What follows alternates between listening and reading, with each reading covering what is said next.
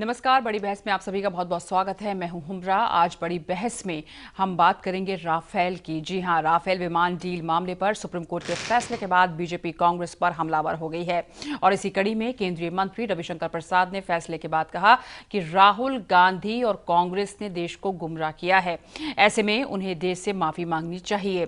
रविशंकर प्रसाद ने कहा कि राफेल मामले में सच की जीत हुई है। सुप्रीम कोर्ट ने प्राइसिंग खरीदने की प्रक्रिया को जांचा और उसे सही ठहराया। उन्होंने यह भी कहा कि कांग्रेस इस तरह का झूठा कैंपेन चला रही है। उन्होंने आरोप लगाया था कि फ्रांस के पूर्व राष्ट्रपति ने पीएम मोदी को चोर कहा था और खुद ओलांद ने इस बात को गलत करार दिया।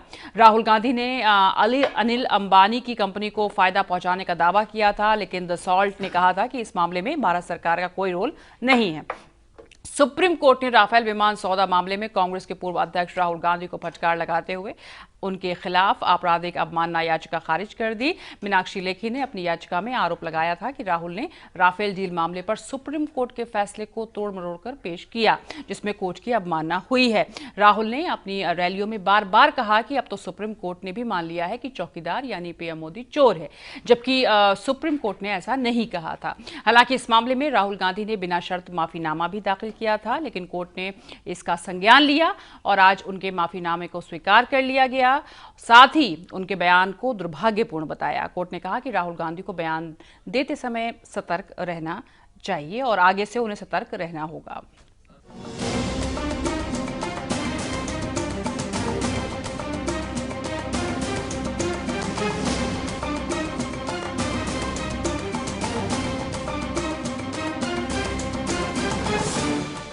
सत्य की विजय हमेशा होती है। देश की सुरक्षा आज विजयी हुई है और आज हमारी सरकार जिस तरह से ईमानदार फैसले करती है उसकी विजय हुई है। तो मैं अपनी आरंभिक टिप्पणियों को यह कहते हुए फिर एंड करूंगा, राहुल गांधी माफी मांगे, कांग्रेस पार्टी माफी मांगे। Mister Rahul Gandhi apologize to the nation for having misled. Congress party apologize to the country. 5 साल से सत्य की हमने विजय देखा कि हर चीज पर बगैर विश्लेषण और बगैर कुछ पढ़े जीत का जश्न मनाने की भारतीय जनता पार्टी की बुरी आदत बन गई है। आज राफेल मामले पर भाजपा के नेताओं की याचिका पर सुप्रीम कोर्ट का पुनर्विचार याचिका में निर्णय आया है। सुप्रीम कोर्ट के निर्णय ने जीत के जश्न का नहीं, एक व्यापक आपराधिक जांच का रास्ता खोल दिया है। और राफेल पर सुप्रीम कोर्ट के फैसले को लेकर राहुल गांधी ने ट्वीट किया है। उसमें उन्होंने कहा है कि सुप्रीम कोर्ट के जस्टिस ने राफेल की जांच के लिए दरवाजे खोल दिए हैं। साथ ही राहुल ने जल्द जांच शुरू करने की मांग की है। राहुल ने संसदीय समिति से जांच की मांग की है। तो अब आप ये देख सकते हैं कि एक तरफ जो ट्वीट अब आना शुरू हुए हैं, यानी कि घमासान अब ज्यादा बढ़ता जा रहा है कि जेपीसी इसकी जांच अब आगे करेगी। और साथ ही वो कह रहे हैं कि Justice Joseph of the Supreme Court has opened a huge door into investigation of the Rafale scam. तो ये ट्वीट है राहुल गांधी का, जिसमें उन्होंने कहा है कि जॉइंट पार्लियामेंट्री कमेटी यानी कि JPC must also be set up to probe this scam. तो ये भी अब आगे, यानी कि राफेल पे अब घमासान थमा नहीं है। कांग्रेस की प्रतिक्रिया आ रही है और उधर लगातार जो है अमित शाह का भी ट्वीट है, वो भी हम आपको जरूर दिखाएंगे। फिलहाल ये राहुल गांधी ने जो ट्वीट किया है। संजय गुप्ता जी मेरे साथ मौजूद हैं, कांग्रेसी नेता। साथ ही हमारे साथ मौजूद हैं आनंद झा, बीजेपी नेता। साथ ही मौजूद हैं डॉक्टर एचके सिंह, वरिष्ठ पत्रकार हैं, और अनिल श्रीवास्तव भोपाल स्टूडियो से मेरे साथ मौजूद हैं, वरिष्ठ पत्रकार। आप सभी का बहुत बहुत स्वागत है। सबसे पहले संजय गुप्ता जी, आप ही का रुख करेंगे। इतनी सारी याचिकाएं दी गई थी, सभी को खारिज कर दिया और ये दूसरी बार कोर्ट ने ऐसा किया है। देखिए, मैं कहना चाहता हूं कि एक नया रास्ता कोर्ट ने खोला है राफेल विषय के ऊपर। और आप देखिए कि जब कांग्रेस पार्टी आज देश के अंदर मुख्य विपक्षी पार्टी है, तो हम विपक्ष में रह कर के जो कार्यों के अंदर यदि हमें ये परसेप्शन ऐसा मिलता है कि जिसमें ये लगता है कि जहां भ्रष्टाचार किया गया है, तो आप बताइए कि हम अपनी जिम्मेवारी का निर्वहन करें कि ना करें, हम इस पर सवाल उठाएं या नहीं उठाएं। और जो सवाल यदि उठाते हैं तो इस सरकार के अंदर बेचैनी हो जाती है। इनके सांसद, इनके मंत्रिमंडल के लोग नहीं चाहते कि कोई विपक्षी पार्टी सरकार के कार्यकलाप के ऊपर प्रश्न उठाए, और यदि ये प्रश्न उठाया जाता है तो ये कोर्ट में चले जाते हैं। और आज कोर्ट ने उन सारी बातों को निराधार बता करके उसको आज रिजेक्ट कर दिया। और एक और इसके अंदर झूठ का लगातार वो सहारा ले रहे हैं। जहां राहुल गांधी जी ने चुनाव के दौरान स्टेटमेंट दिया था, उस स्टेटमेंट के अंदर उन्होंने ज़रूर कहीं कोर्ट का ऐसा महसूस हुआ कि कोर्ट का शब्द भी इसमें प्रयोग हो गया या कोर्ट के विषय को भी कोर्ट कर दिया, तो उसके लिए ज़रूर उन्होंने माफ़ी मांगी कि मेरा सोच उस कोर्ट को इसके बीच में जरूर यूज करना नहीं था। पूरी एक लाइन वो बोल रहे थे बार-बार कि सुप्रीम कोर्ट ने कहा है कि चौकीदार चोर है। इट मे बी इसीलिए सुप्रीम कोर्ट को भी कहना पड़ा। नहीं, उन्होंने कहा कि आइंदा आप संभल कर बोलिए। उन्होंने माना इस बात को कि जो अगर मान लो कोर्ट को मैंने कहीं अगर इसका प्रयोग कर गया हूं तो मैं उसके लिए क्षमा चाहता हूं। मगर कोई ये कहने लगे कि हमने जो जांच के लिए बात उठाई या जो हमने कहा कि इसके अंदर भ्रष्टाचार हुआ उसके लिए माफी मांगी है, तो मैं क्लियर करना चाहता हूं, ना तो राहुल गांधी जी ने ना तो कांग्रेस पार्टी ने कतई कोई इस तरह से कोई माफी नहीं मांगी है। दूसरी चीज, चौकीदार चोर वाले मामले पे माफी मांगी है ना राहुल गांधी ने, माफीनामा दिया था ना। मैं आपसे वही तो बता रहा हूँ, पूरी बात समझाने के लिए कह रहा हूँ कि हमने ये कहा कि कहीं यदि उसके अंदर राहुल जी ने ये कहा था कि कोर्ट ने भी आज ये मान ली है। आज उस बात को उसको तो छोड़ करके उसके अलावा किसी बात के लिए माफी नहीं मांगी गई है और ना मांगने की आवश्यकता है। क्योंकि आज देश के अंदर आप देखिए ना किस तरह के हालात हैं कि जब विपक्षी पार्टी अगर पक्ष की पार्टी से सवाल पूछने लगे या किसी चीज में जांच की आज उम्मीद करने लगे तो उनको किस तरीके और सरकार के अंदर चुनते हैं, ये देश के सामने है। तो मैं कहना चाहता हूं आज एक बड़ा रास्ता खुला है, ज्वाइंट पार्लियामेंट्री कमेटी इसके अंदर बननी चाहिए, इसके ऊपर खुले मन से जांच होनी चाहिए। विपक्ष की भी आज ये मैं कहना चाहता हूं ये उनका अधिकार है और देश की जनता का भी अधिकार है। आनंद झा, ये अब जब याचिकाएं खारिज हो गई और अब ये जो आप देख रहे हैं कि स्टैंड या पोजीशनिंग कांग्रेस की, उसको आप कैसे देखते हैं? देखिए, इसको देसी भाषा में थेथरपाना बोलते हैं। तो कांग्रेस आज के तारीख में या राहुल गांधी या कांग्रेस के लोग हलचल थेथरपाना करते हैं। अच्छा, जो खुद भ्रष्टाचार और रक्षा सौदा हमेशा से कांग्रेस के लिए कमाई का एक साधन रहा है।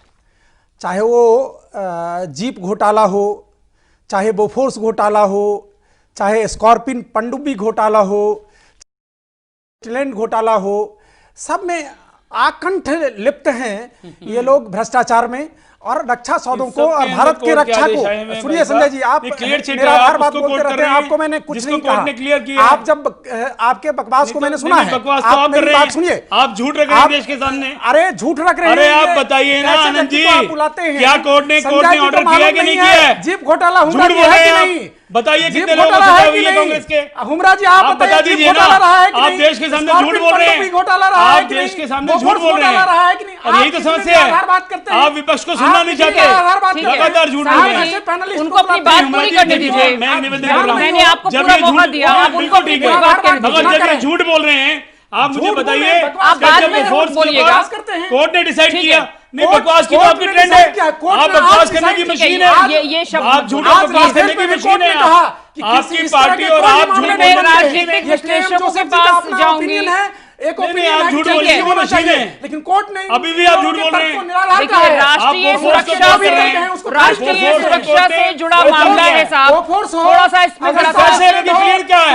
संजय जी आज सबके सब फंसे हुए, बात कर रहे हैं आप, झूठ बोल रहे हैं। इस तरह के रक्षा सौदे से कमाई का साधन रहा है कांग्रेसियों का, और कांग्रेस ने हमेशा भारत की रक्षा को देश में रख दिया है। क्या आज जानकारी है राफेल से पाकिस्तान या दुनिया के हमारे शत्रु देश भयभीत हैं, जिसके कारण ये लोग चिंतित हैं।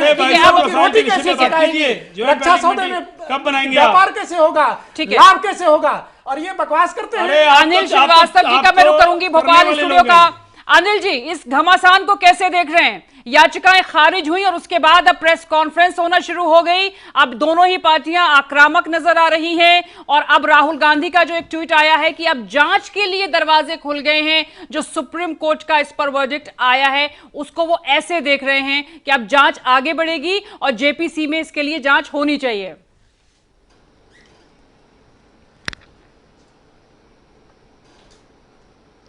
हुमरा जी, सबसे बड़ी बात तो यह है कि भारतीय जनता पार्टी कांग्रेस पे आरोप कितने ही लगा ले, लेकिन आज तक भारतीय जनता पार्टी दो चीजों का जवाब नहीं दे पाई है। ना तो मोदी सरकार दे पाई है और ना भारतीय जनता पार्टी। पहली बात, जो विपक्ष लगातार मांग करता रहा है कि इस पूरे मामले की जेपीसी से मांग करवाई जाए, उसका जवाब आज तक नहीं आया कि जेपीसी से जांच करवाने में मोदी सरकार क्यों डर रही है, क्यों पीछे हट रही है। दूसरी चीज, 7 दिनों की कंपनी जिसको रजिस्टर्ड हुए मात्र 7 दिन बने हुए थे, उसको इसका ठेका क्यों दे दिया गया, इसकी भी बात भारतीय जनता पार्टी नहीं करती। इन दोनों मुद्दों को लेकर भारतीय जनता पार्टी गोलमोल जवाब देती है। रही बात, जैसे अभी बहस में मैं सुन रहा था, राहुल गांधी के ऊपर जो जिस तरीके से उन्होंने माफी मांगी है, वो केवल इस बात पर माफी मांगी है कि न्यायालय ने भी स्वीकार कर लिया है कि चौकीदार चोर है। उन्होंने न्यायालय को साथ में लपेट लिया था, उस मुद्दे पे माफी मांगी है, दूसरे किसी मुद्दे पे माफी नहीं मांगी। तो ये राफेल वाला मामला जो है आज भी उसी तरीके से उलझा हुआ है जितना स्टार्टिंग में उलझा हुआ था, और इसकी उच्च स्तर पे जांच होना चाहिए कि मामला क्या है। जिस तरीके से इसको दबाने की कोशिश की जा रही है, उससे यह स्पष्ट लगता है मैडम कि there must be something wrong. Anand Jha ji, BJP नेता जवाब देना चाह रहे हैं, फिर डॉक्टर सिंह को मिलाऊंगी। जी श्रीवास्तव जी, अब इसकी उच्च स्तर पे जांच होनी ही चाहिए। दो सवाल है, जेपीसी जांच क्यों नहीं, क्या बीजेपी डर रही है? दूसरा सवाल है कि 7 दिन की जो कंपनी, उसको ठेका दिया गया। मैं आपको बताऊं कि सारी चीजों में जेपीसी जांच आवश्यक नहीं है। ये कांग्रेसी लोगों का घोटाला का कार्यकाल था और घोटाला में संलिप्त थे, तो वो एक अलग विषय है। लेकिन श्रीवास्तव जी को मैं एक चीज बताना चाहता हूं कि श्रीवास्तव जी, 7 दिन की कंपनी को मेंटेनेंस के लिए या 70 दिन की कंपनी को मिला, ये भारतीय जनता पार्टी उसमें कहीं नहीं है या भारत की सरकार नहीं है। ये आप दसॉल्ट से पूछिए, और दसॉल्ट ने उसको असाइन किया। इसमें भारतीय जनता पार्टी या भारत के सरकार की कोई भूमिका नहीं है। रही बात बिडिंग के लिए, आप कोर्ट का जजमेंट पढ़िए। बिडिंग और बिडिंग की प्रक्रिया जो है, उसमें प्राइसिंग, इस सब में कहीं कोई खोट नहीं पाया गया है और उसको सिरे से नकार दिया गया है। आप जजमेंट में नहीं लेके आया हूं, मैं जजमेंट की लाइन आपको सुनाता। केएम जोसेफ जी ने अपना ओपिनियन दिया है कि मैं जस्टिस कॉल के ओपिनियन से सहमत हूं और कुछ इसमें तहकीकात की आवश्यकता हो सकती है। बिल्कुल ठीक है। और इसमें भारतीय जनता पार्टी ने रिलायंस को दिया या नहीं दिया, अनिल अंबानी की कंपनी को दिया, इसमें भारतीय जनता पार्टी और भारत के सरकार की कोई भूमिका नहीं है। ठीक है। डॉक्टर सिंह जी, देखिए, सबसे बड़ी बात यह है कि इस पूरे मुद्दे में एक चीज जो उजागर होता है कि राहुल गांधी ने झूठ बोलकर पूरे देश की जनता को गुमराह करने की कोशिश की, और इसमें सुप्रीम कोर्ट का नाम लिया और उसके हवाले से अपनी विश्वसनीयता बनाने की कोशिश की गई कि जो मैं बोल रहा हूं वो सुप्रीम कोर्ट ने कहा। इस चीज को देश की जनता ने इलेक्शन में रिजेक्ट कर दिया। 18 दिसंबर का फैसला आया था पिछले बार जी। उस पर पुनर्विचार याचिका डाली गई थी, और यह भी आरोप लगाया गया कि राहुल गांधी इस तरह से न्यायालय की अवमानना कर रहे हैं। ठीक है, उन्होंने माफी उस समय भी मांगा था, राष्ट्रीय सुरक्षा से जुड़ा मामला है ये भी। बिल्कुल, और ये राष्ट्रीय सुरक्षा से जुड़ा हुआ मामला है। अब कई इसमें प्रश्न उठ रहे हैं, जैसे कि अभी सुरजेवाला जी कह रहे थे कि इस पर जांच होना चाहिए, और लोगों का भी विचार है जेपीसी से जांच होना चाहिए। पार्लियामेंट का सेशन अभी होने वाला है, उसमें ये चर्चा भी उठेगी कि जेपीसी से जांच करवाया जाए। जेपीसी से जांच हो या न हो, वो पार्लियामेंट के दायरे में आता है, पार्लियामेंट उस पर डिसाइड करेगी। लेकिन यहां पर एक चीज सामने में आ रहा है कि जिस प्रकार से 2-3 बातें जो कही गई, एक कि सुप्रीम कोर्ट ने भी मान लिया चौकीदार चोर है। कांग्रेस जैसे पार्टी, सबसे पुरानी पार्टी का अध्यक्ष अगर इस तरह से झूठ बोलता है तो देश को क्या संदेश देता है। दूसरा, उन्होंने फ्रांस के राष्ट्रपति के हवाले से भी कहा कि उन्होंने ऐसा कहा कि प्राइम मिनिस्टर चोर है। ये बातें जो हैं, ये देश के जनता को उस समय भी नहीं पची। आज सुप्रीम कोर्ट ने भी कह दिया कि आप अगर बयान देते हैं तो बचकाना हरकत न करें, आप बयान दे तो जिम्मेदारी के साथ और संभल कर बयान दें। ठीक है। एक छोटी सी बात मैं बता रहा हूं। आप माफीनामे पे और उस पर बोल रहे हैं जो सुप्रीम कोर्ट को कोट करके राहुल गांधी ने बयान दिया। अनिल श्रीवास्तव जी, जेपीसी जांच का जो दायरा है उसको आप कैसे देखते हैं? क्योंकि कई सारे मामले जेपीसी जांच में गए हैं यूपीए कार्यकाल के दौरान, उसके क्या नतीजे आज तक हुए हैं। तो अगर हम जांच की जब बात कर रहे हैं और ये कह रहे हैं कि अगर बीजेपी क्यों आखिर पीछे हो रही है या डर रही है, तो हम ये भी जानना चाहेंगे कि जेपीसी का अपना भी एक बैकग्राउंड क्या रहा है। मैं हुमरा जी ठीक है, एक जवाब मैं ले लेती हूँ जल्दी से जी। कि भारतीय जनता पार्टी या भारतीय जनता पार्टी की सरकार कभी दबती नहीं है, और ना ही जेपीसी अपने आप में बाहर के शत्रु हैं उससे भी नहीं डरते हैं, और अंदर के जिसमें भाजपा, कांग्रेस शत्रुओं को समर्थन देते हैं उनसे भी उसमें रहते हैं। ठीक है जी। अगर ये सारे के सारे मिलकर किसी चीज पे जांच करते हैं और निष्कर्ष निकालते हैं तो ये माना जाता है कि उसकी जांच की रिपोर्ट सही है। बावजूद इसके उससे पीछे हटना और गोलमाल जवाब देना, ये मैं समझता हूं कि अपनी नाकामियों पे पर्दा डालने का समान है। कि बीजेपी किसी से डरती नहीं है, जेपीसी में भी जाने का अगर मौका मिलेगा तो जाएंगे। संजय गुप्ता जी देखिए हुमरा जी, ना तो ये जेपीसी में जाने को तैयार हैं और ना जो अभी मेरे दोस्त ने कहा, मैं उनसे पूछना चाहता हूं, आनंद भाई से, मेरे बड़े भाई से पूछना चाहता हूं कि अगर एक बात सोचिए कि आज हम विपक्ष में बैठे हैं हो चुकी तो आप जेपीसी की जांच को स्वीकार क्यों नहीं कर लेते, पहली चीज। और दूसरी चीज ये बताएं कि ये राष्ट्र की सुरक्षा से जुड़ा मामला है और इतने बड़े मामले को आपने उस कंपनी को क्यों दिलवा दिया जिसके गठन में केवल जिसको बने हुए 1 सप्ताह हुआ था। ये दोनों का जवाब अनिल श्रीवास्तव जी, दोनों का जवाब बीजेपी ने अभी दिया है। आनंद झा जी बैठे हुए हैं जो है तथाकथित जिनको जोड़ा जाता है उनको जी। ये दोनों सवालों का जवाब उन्होंने दिया है कि बीजेपी डरती नहीं है जेपीसी से, और साथ ही उन्होंने दूसरा जवाब दिया है कि दसॉल्ट ने तय किया था कि किसको देना है, ये पूरी प्रक्रिया बिडिंग के तहत हुई है। ये अभी जवाब आनंद झा जी ने दिया है, मैं दोबारा भी जवाब उनसे मांग लूंगी। जी संजय गुप्ता जी। मैं इस पे क्लेरिफाई करना चाहता हूं कि जब उसकी कीमत इतनी गुना ज्यादा बढ़ा करके देश की सरकार दे रही है सुरक्षा कारणों के नाम पर, इससे पहले भी रक्षा सौदे हुए हैं, उनके अंदर भी देश की सुरक्षा इन्वॉल्व थी या नहीं थी ना। तो एक मिनट भाई साहब, आप फिर बीच में बोल रहे हैं, सुनिए ना, जब मैं तो आपके बीच में नहीं बोला, इतना क्यों खड़ रहे हैं आप सरकार में, सुनिए 2 मिनट। मैं ये कह रहा हूं कि आप इससे पहले भी इस देश में रक्षा सौदे हुए, वो भी सुरक्षा के दायरे के अंदर थे, मगर केवल सुरक्षा के नाम पर आप कीमत के विषय पर अगर बात नहीं करने देना चाहते तो मैं समझता हूं ये सरकार की इसमें मिलीभगत है। मैं रिपीट कर रहा हूं, मैं मांग करना चाहता हूं पार्टी की तरफ से कि आप और देश के लोगों की तरफ से, ठीक है, देश के लोगों को जानने का अधिकार है कि इसकी कीमत इतनी गुना क्यों हो गई जी, मेरा और उन लोगों को क्यों दे दिया गया। एक सवाल है, पार्लियामेंट सेशन शुरू होने वाला है, क्या कांग्रेस की क्या स्ट्रेटेजी है? जरूर कांग्रेस की ना केवल पार्लियामेंट में सड़कों के ऊपर सरकार को घेरेगी। देखिए, हमने पहले भी घेरा है। देखिए, रविशंकर प्रसाद ने कहा है कि राहुल गांधी ने तीसरा झूठ संसद में बोला। राहुल ने कहा था कि मैक्रो ने उन्हें एक मुलाकात के दौरान बताया कि राफेल डील में किसी तरह की गोपनीयता का प्रावधान नहीं है, और रक्षा मंत्री निर्मला सीतारमण ने पीएम के कहने पर संसद में झूठ बोला है, ये उन्होंने कहा है। अब संसद में क्या फिर से राहुल गांधी यही बातें दोहराने वाले, या कोई नए दस्तावेज हैं आप लोगों के पास, कोई नए डॉक्यूमेंट्स हैं क्या? देखिए भाई साहब, आप कहाँ दूसरी ठीक है संजय गुप्ता जी, आप उसकी गंभीरता को समझे, चर्चा की कितनी गंभीर बात हो रही है। मैं आपसे विनती कर रहा हूँ कि देश के अंदर, या आप मुझे बताइए हुमरा जी, कि क्या देश की जनता को ये जानने का अधिकार नहीं है कि एक चीज जो 100 रुपए की मिल रही थी आप 500 रुपए की या 1000 रुपए की ले रहे हैं, तो क्या उसको जवाब क्यों नहीं प्रधानमंत्री साहब ने आज तक खड़े होकर के इस बात का क्लियर जवाब दिया कि क्यों बढ़ाया गया रेट?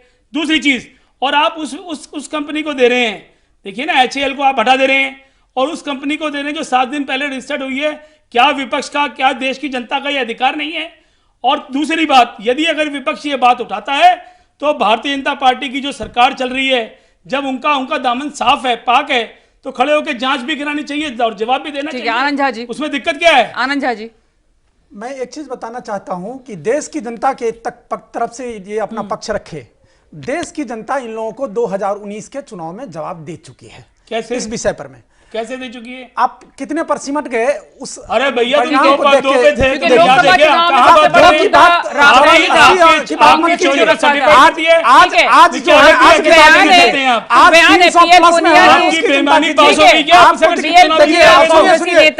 मीनाक्षी लेखी, राजनाथ सिंह, ठीक है, आप जरा बयान सुन लेते हैं जल्दी से। मैं सुप्रीम कोर्ट के इस फैसले का स्वागत करता हूं और इससे हमारी सरकार के स्टैंड का विंडिकेशन हुआ है इस फैसले के परिणाम स्वरूप। बल्कि हमारी सरकार की जो डिसीजन मेकिंग की जो ट्रांसपेरेंसी है उस पर भी सुप्रीम कोर्ट ने अपनी मुहर लगा दी है। और राफेल के संबंध में जो भी निर्णय लिया गया था वो पूरी तरह से पारदर्शिता के आधार पर लिया गया था और साथ ही डिफेंस प्रिपेयर्डनेस की अर्जेंसी को ध्यान में रखकर यह फैसला किया गया था। Air Force has always been defending the deal because not only for the aircraft, it is also the Air Force has been defending the deal because we have been saying that the cost negotiating committee for this particular deal was headed by the then Deputy Chief, and they have done a wonderful job and they have gone into all aspects, got us a good deal. बिल्कुल साफ जाहिर है कि court ने कहा है कि ये गलत किया है, ये कंटेम्नर है, कंटेम्नर शब्द इस्तेमाल किया, यानी इन्होंने कंटेम्प्ट किया, ऐसा कोर्ट ने माना है। लेकिन 3 बार बदल के 3 बार माफ़ीनामा देना पड़ा, आपको याद है। तो माफ़ीनामे की नज़र से उन्होंने कहा कि बेहतर जो सेंस है वो प्रिवेल करेगी, यानी थोड़ा सद्बुद्धि से ये काम करेंगे आने वाले समय में। इस हिदायत के साथ इनको छोड़ा है। आज सुप्रीम कोर्ट ने एक हमारी रफाइल में रिव्यू पिटिशन को खारिज कर दिया, जिसमें एक छोटा सा जजमेंट जस्टिस कॉल ने लिखा है उनकी तरफ से और चीफ जस्टिस की तरफ से, और एक लंबा जजमेंट जस्टिस जोसेफ ने लिखा। हम लोगों ने अपनी रिव्यू में बोला था कि देखिए, सुप्रीम कोर्ट का जो ओरिजिनल जजमेंट है वो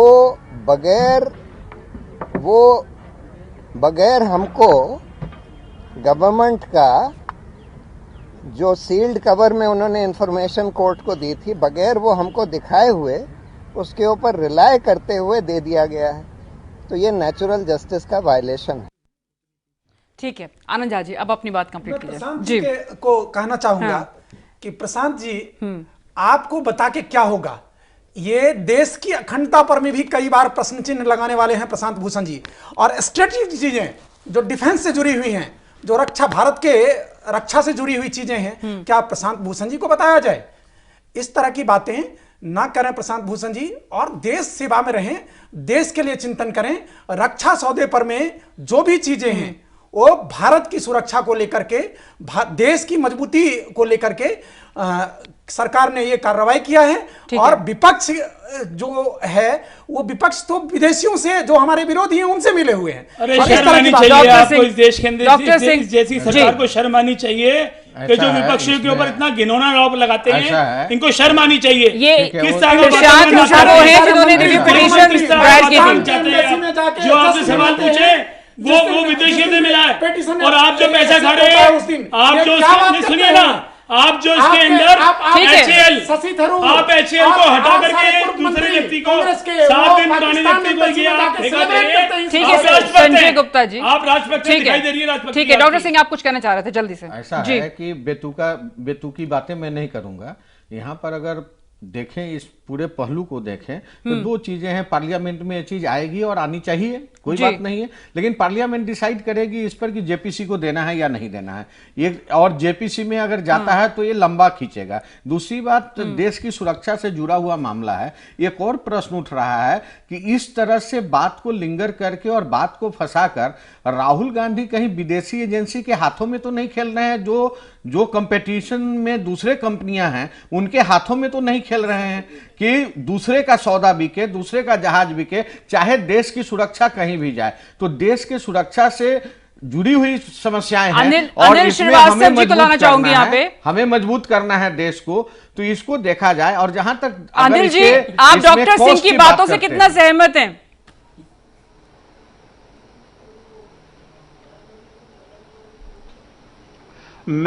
हुमरा जी, मैं इनकी बातों से कदापि सहमत नहीं हूं। जिस तरीके से ये बार बार टारगेट कर रहे हैं कि राहुल गांधी का विदेशों से संबंध है, विदेशों से संबंध है, क्या भारतीय जनता पार्टी के नेताओं के विदेशों से संबंध नहीं है? सारे जगह आपके मीडिया में आ रहे हैं, सब जगह आ रहे हैं।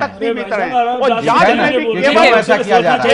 अरे आपके किसी सबूत के किस तरह की भाषा का प्रयोग, आप अभी कह रहे हैं कि पैसे खाए बीजेपी वाले, आपने बीजेपी वाले उठा के पैसे खाए और बोल रहे हैं। आपको पता है क्या है? आपको पता है क्या है? हमला करेंगे तो सरकार का दायित्व है, सरकार का दायित्व है, आप देना चाहिए। एक पक्ष को आप कह रहे हैं कि पैसे आप हम भाषा किस तरह की भाषा प्रयोग कर रहे हैं? मैं एकदम नहीं, सही आप भाषा भाषा नहीं बोल रहे हैं। प्रयोग कर रहा हूं। आप किस तरह की आप भाषा गलत प्रयोग बात कर बोल रहे हैं। आपको भाषा आप गलत बात बोल रहे हैं। आप जो तो भाषा तैयार के आपके बस व्यक्त कर रहे थे आप उसका किस तरह की भाषा बोल रहे हैं? सुप्रीम कोर्ट में उसका जवाब मिल गया। अरे तो आपको ये कि छूट मिलती है कि आप इस तरह की भाषा प्रयोग समझे कि करें? नहीं? नहीं, आप भी गलत बोल रहे हैं। और भ्रष्टाचार के आप पोल गलत बोल कांग्रेस रहे भी हैं। रहे हैं। अरे सुनिए इसलिए मेरी बात। आपका भ्रष्टाचार दामन clear ठीक है। नहीं भ्रष्टाचार की जांच में क्या दिक्कत है? समझे कि नहीं? दामन और आप सुनिए, मैं तो कि कह रहा हूं विपक्ष कि का अधिकार पार्लियामेंट नहीं में है आए। कि इसमें सवाल मैं उठाए। कह रहा हूं कि पार्लियामेंट में सवाल आए। उठाने का अधिकार है कि नहीं है? बिल्कुल उठाइए तो ना। जब सरकार जवाब नहीं ठीक देती है। क्या करें? बिल्कुल उठाइए, लेकिन ठीक है। आपके दामन पाक साफ नहीं है। किस तरह ये की आपको भाषा पता बोल है। रहे हैं? आप किस तरह की कांग्रेस भाषा गई है बोल रहे किस हैं? बात एक छोटा पर सा वो ब्रेक ध्यान ले रहे हैं, अपनी फौरन भाषा हाजिर पे होते ध्यान हैं देना चाहिए। हेडलाइंस के साथ। कांग्रेस गई है इस बात पर।